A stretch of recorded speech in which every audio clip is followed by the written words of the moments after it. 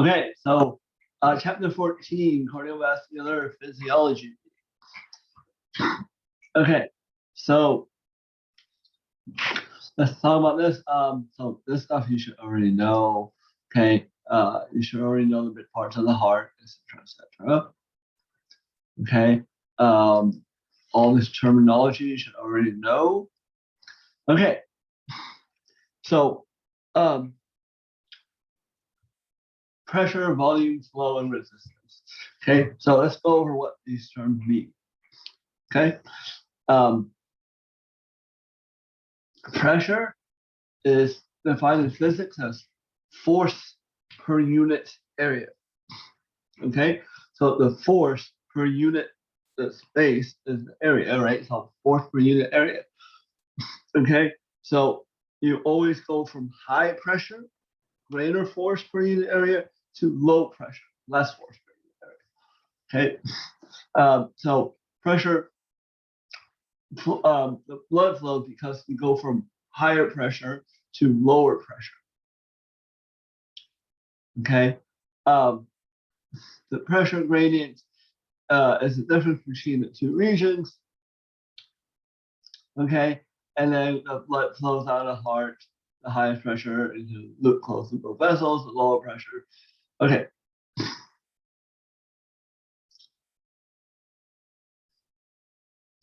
So the fluids in motion have two components: the dynamic pressure, which is kinetic energy, and the lateral, which is the hydrostatic pressure. Okay.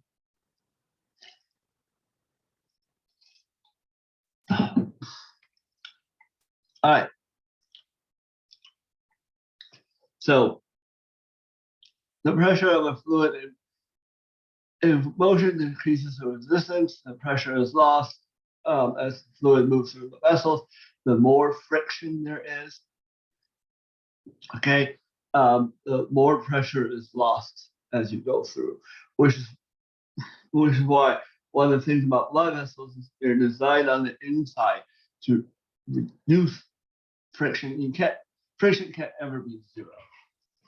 Okay, but it can be very, very low. So you want to keep it as low as possible. Okay. All right. And then the last thing is the hydrostatic pressure. Hydro, water, static, standing. The pressure of standing water. If you put pressure in a cup, put water in a cup, the pressure is exerted on all the forces in the container. Okay. All right. So pressure, when you describe volume, I'm sure you guys know. Flow is movement of liquid from one direction to another. Okay, so liquid is okay. Sorry, flow is the movement of fluid. Fluid can be either liquid or gas. Okay, and the last concept is resistance. Resistance is defined as the prevention of flow. Okay, it stops flow.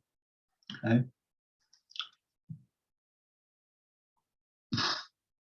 All right.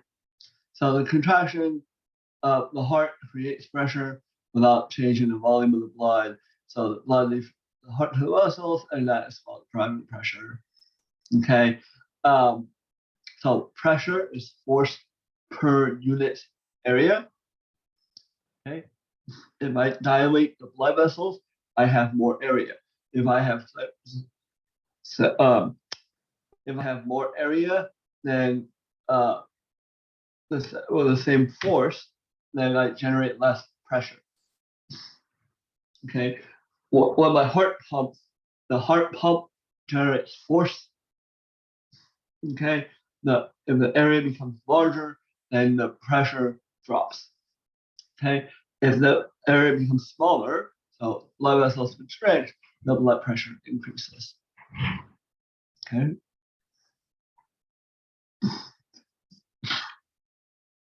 Okay.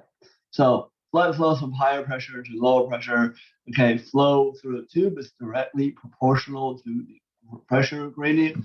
So the difference between the two ends of the tube, okay, the bigger the difference, the faster the flow.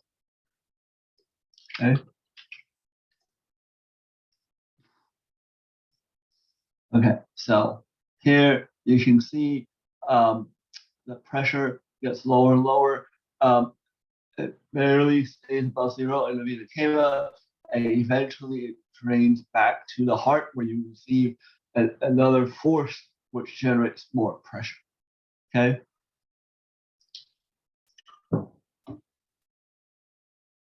Okay, so here you can see arteries are under much more pressure than veins. Okay, and you'll see. I mean, there's the anatomy explanation for that, right? Which is why arteries look different than veins and stuff like that. Okay. All right.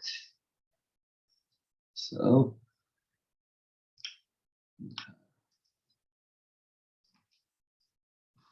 Okay, so this is hydrostatics. Okay, so hydrostatic, all the water is under equal pressure here. Okay, because there's no movement. If there is movement, then there is resistance, and there is resistance, then that's will take away some of the pressure. Okay, so if there is water moving, if this is uncorked and moving, then as water flows from left to right, there's some resistance. That little bit of resistance will take away some little bit of pressure. Okay, and so the pressure will slowly decrease over time. Okay, which explains why your pressure decreases. Okay, going from aorta to the vena cava. Okay.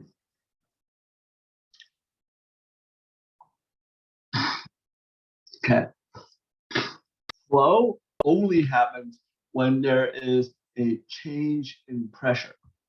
Okay. If there is no pressure, then there is no flow. If your heart stops beating, there is no flow.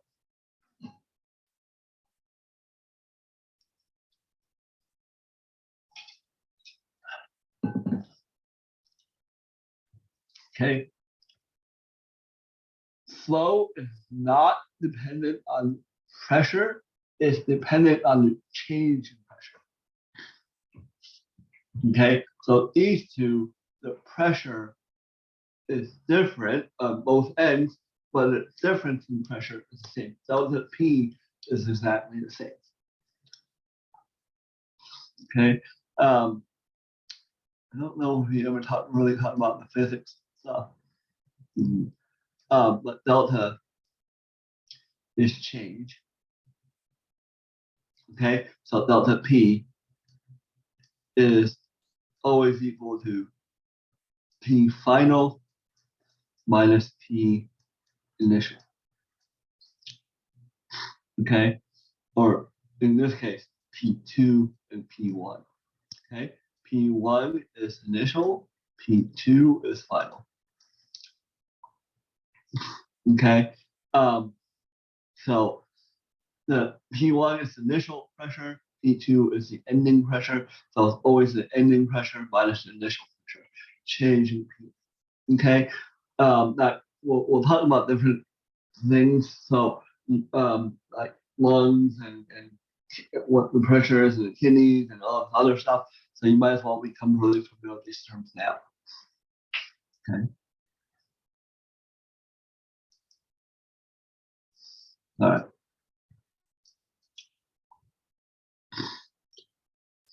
Okay. Resistance opposes flow. Okay. So flow is inversely proportional to resistance. So if I increase resistance, I decrease flow. If I decrease resistance, I increase flow.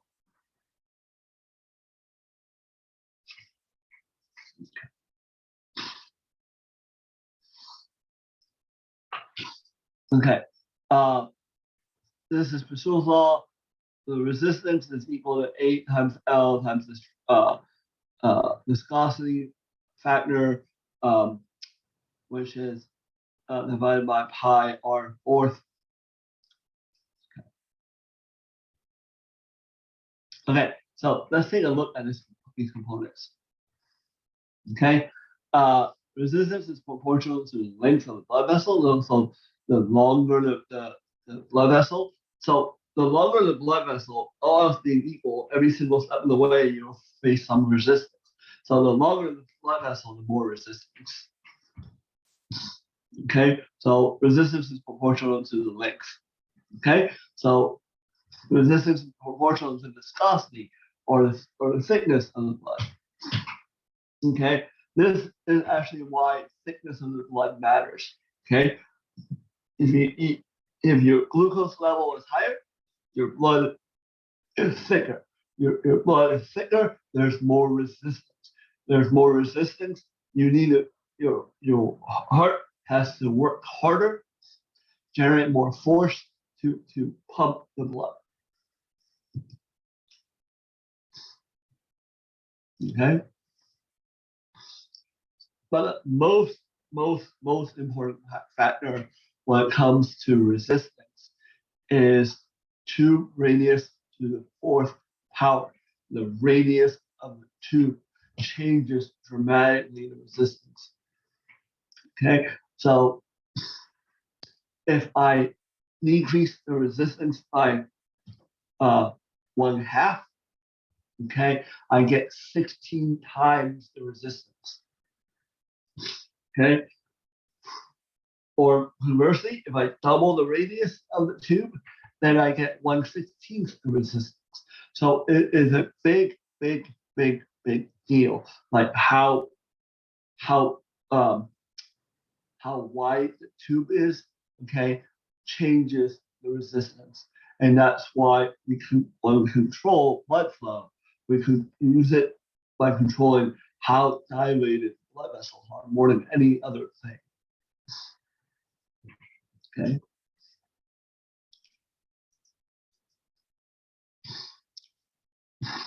Okay. So again, here, if you have a radius that's doubled, okay, so B is 2, A is 1, so B is double. Okay, the volume that comes through is 16 times the difference.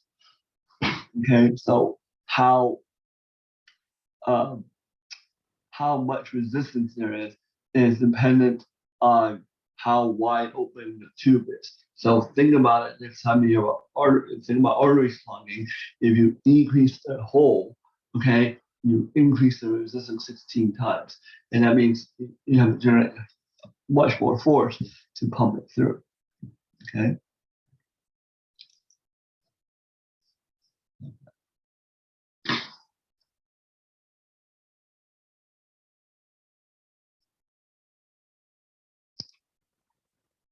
Okay. Flow rate is not the same as the velocity of flow.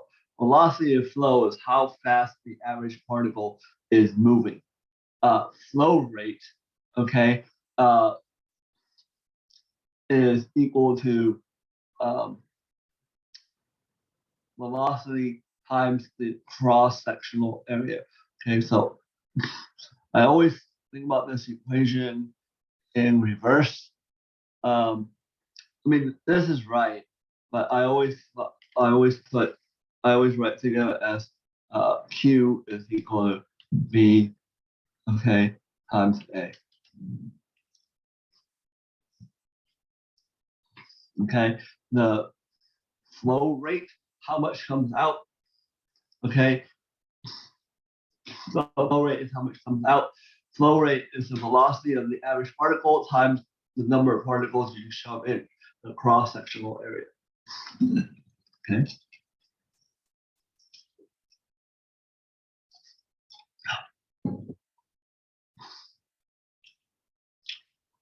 Okay. So the flow rate is always constant in your body. Okay. The heart pumps blood, pumps a certain amount of blood, so the flow rate is constant. Okay. So if you decrease, sorry, let me use this example.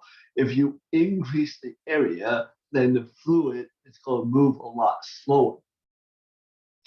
Okay. If you decrease the area, the fluid is going to move a lot faster.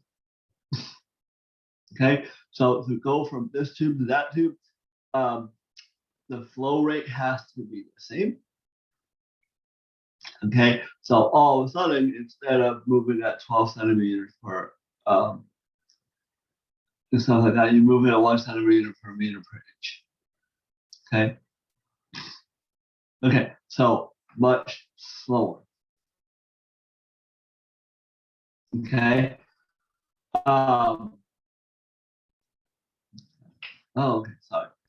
Okay, so that's minute. I don't know what meter inch is. MIA minute. Okay, so 12 centimeters a minute. This is 1 centimeter a minute. So, okay, so bigger surface area, slower flow. So now let's look at.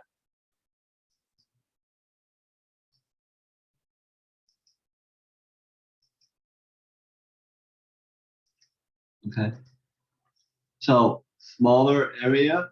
This is larger area. So much slower flow.